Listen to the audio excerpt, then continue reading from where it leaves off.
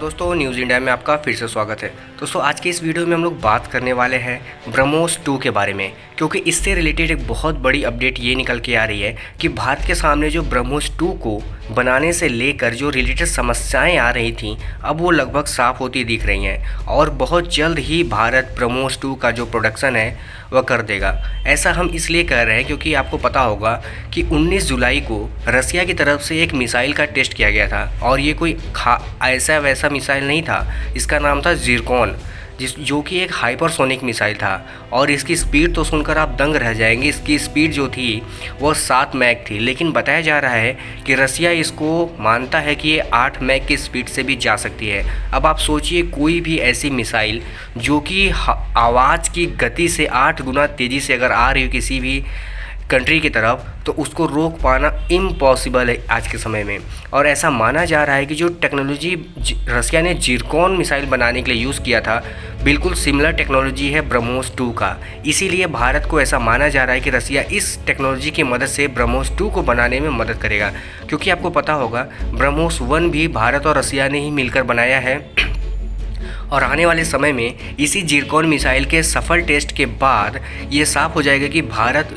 ब्रह्मोस 2 का जो प्रोडक्शन है वो भी बहुत जल्द शुरू करेगा। अब आपको चलिए बताते हैं कि आखिर ये जिरकॉन मिसाइल और ब्रह्मोस 2 का आपस में क्या लेना देना है और ये इतने खास क्यों माने जा रहे हैं। जैसा कि मैंने आपसे बताया कि यह पूरी तरह से जिरकॉन मिसाइल से रिलेटेड है, यानी कि उसका जो डिज़ाइन है या परफॉर्मिंग जो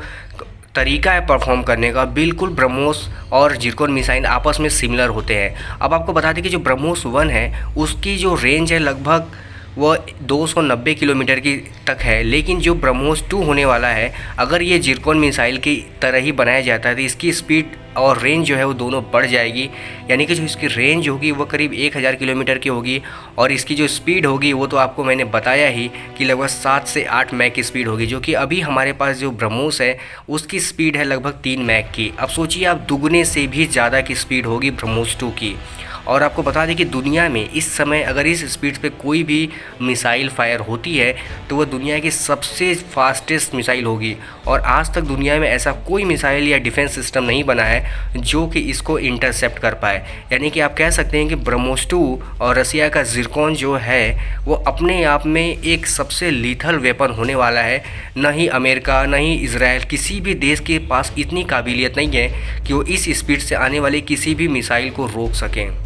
कि अगर बात करें जिरकॉन की या ब्रह्मोस 2 के बारे में, तो इसकी जो सबसे खास बात होने वाली है वो ये है, इसके ऊपर लगा हुआ प्लाज्मा क्लाउड। यानी कि जब इस स्पीड से कोई मिसाइल फायर होती है तो उसके ऊपर एक प्लाज्मा क्लाउड होते हैं जो कि रेडियो फ्रीक्वेंसीज़ को एब्जॉर्ब कर लेते हैं। यानी कि जो रडार्स होते हैं उसके जो रेडियो फ्रीक्वेंसी होती है जो डिटेक्ट करते हैं किसी भी मिसाइल को, उसको बड़े आसानी से एब्जॉर्ब कर लेते हैं, सोख लेते हैं। इस वजह से किसी रडार को ये अंदाज़ा ही नहीं लग पाता कि वो मिसाइल कहाँ से आ रही है और कौन सी मिसाइल है। इस वजह से इस तरह की जो मिसाइलें होती हैं वो बिल्कुल इनविजिबल हो जाती है, रडार की पकड़ के बाहर हो जाती है। और चलिए मान लेते हैं कि अगर किसी रडार ने इसको पास पहुंचने के बाद पता भी कर लिया तो फिर किसी मिसाइल के पास या इंटरसेप्टर मिसाइल के पास इतना समय नहीं होता है कि वो इस स्पीड से आ रही किसी मिसाइल को ट्रैक करके उसको इंटरसेप्ट कर पाए, क्योंकि जो इसकी स्पीड होती है वो इतनी ज़्यादा होती है कि जब तक कोई मिसाइल आप फायर करेंगे वो उसको इंटरसेप्ट करने की कोशिश करेगा, तब तक ये हाइपरसोनिक मिसाइल अपना जो एरिया होता है कवर कर चुकी होती हैं और किसी भी डिफेंस सिस्टम को टाइम ही नहीं मिलता कि वो उसके खिलाफ तैयार हो सके। हालांकि इस तरह के जो मिसाइल होते हैं इनके लिए अगर आपको किसी तरह का डिफेंस सिस्टम बनाना है तो बहुत कॉस्टली होते हैं और इस तरह के जो डिफेंस सिस्टम होते हैं वह एक छोटे एरिया को कवर कर सकते हैं, जैसे कि अमेरिका के जो थार डिफेंस सिस्टम है। लेकिन अगर आपको पूरे देश को कवर करना है तो ये किसी भी देश, अमेरिका जैसे देश की बस की बात नहीं है आज के समय में कि वह अपने पूरे कंट्री को इस तरह के हाइपरसोनिक मिसाइलों से बचा सके एक डिफेंस सिस्टम के जरिए, चाहे वो पैट्रियोट हो या थार्ड हो, कोई भी डिफेंस सिस्टम आज के समय में इसको नहीं बचा सकता या रोक नहीं सकता है। हालांकि एक रिपोर्ट ऐसा भी कहती है कि इस तरह के जो मिसाइल होंगी वो न्यूक्लियर वॉरहेड ले जाने में भी सक्षम होंगे। यानी कि जो ब्रह्मोस होगा इसके बारे में तो कोई खास जानकारी अभी नहीं है कि ये न्यूक्लियर वॉरहेड ले जाने में सक्षम होगा या नहीं, लेकिन जिरकॉन के बारे में क्लियर है कि ज़रूरत पड़ने पर इसको ब्रह्मोस न्यूक्लियर मिसाइलों से लेस किया जा सकता है, यानी कि अगर जिरकॉन को किया जा सकता है तो ब्रह्मोस को भी किया जा सकता है। तो यानी कि आने वाले समय में भारत के पास और रसिया के पास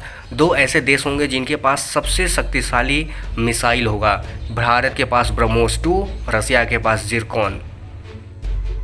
हालांकि इस तरह की जो मिसाइलें हैं वो ज़्यादातर रसिया नेवी के लिए यूज़ करता है, क्योंकि ये एंटी शिप होती हैं, यानी कि एंटी शिप, एंटी सबमरीन। लेकिन भारत अपने एक अलग ही प्रोग्राम पे काम कर रहा है, जैसे कि आपको पता होगा HST-DV हाइपरसोनिक एक कैरियर है, एक व्हीकल है जो कि हाइपरसोनिक है। तो भारत का दो प्रोग्राम ऐसा है जो कि हाइपरसोनिक है, एक ब्रह्मोस 2 और एक HST-DV। यानी कि अगर दोनों ही सक्सेसफुल होते हैं और भारत के पास ये दोनों ही आ जाते हैं तो भारत को चीन और पाकिस्तान जैसे देशों से तो डरने की कोई ज़रूरत ही नहीं होगी, क्योंकि इन दोनों देशों के पास आज के समय में इसको रोक पाने की कोई काबिलियत दूर दूर तक नज़र नहीं आती। तो यानी कि ये भारत के लिए बहुत अच्छी बात है कि रसिया इस टेस्ट में सक्सेसफुल हुआ है और बहुत जल्द आपको इंडिया का अपना ब्रह्मोस 2 देखने को मिलेगा, जो कि एक ऐतिहासिक होगा। तो दोस्तों, आपको क्या लगता है, भारत का जो DRDO है और रसिया का जो NPOM है, इन दोनों को एक साथ मिलकर काम करना चाहिए, क्योंकि इन्हीं दोनों ने ब्रह्मोस जैसे हथियार को बनाया है और इन्हीं दोनों को जिम्मेदारी दी जाएगी, मुझे लगता है, कि ब्रह्मोस 2 को भी बनाने की। तो आपको भारत का और रसिया का ये साथ कैसा लगा मुझे कमेंट करके ज़रूर बताइएगा, और आपको ब्रह्मोस 2 का इंतज़ार है या नहीं ये भी बताइएगा। फिलहाल इस वीडियो में इतना ही, कल मिलते हैं किसी और वीडियो में किसी और टॉपिक के साथ, तब तक के लिए धन्यवाद।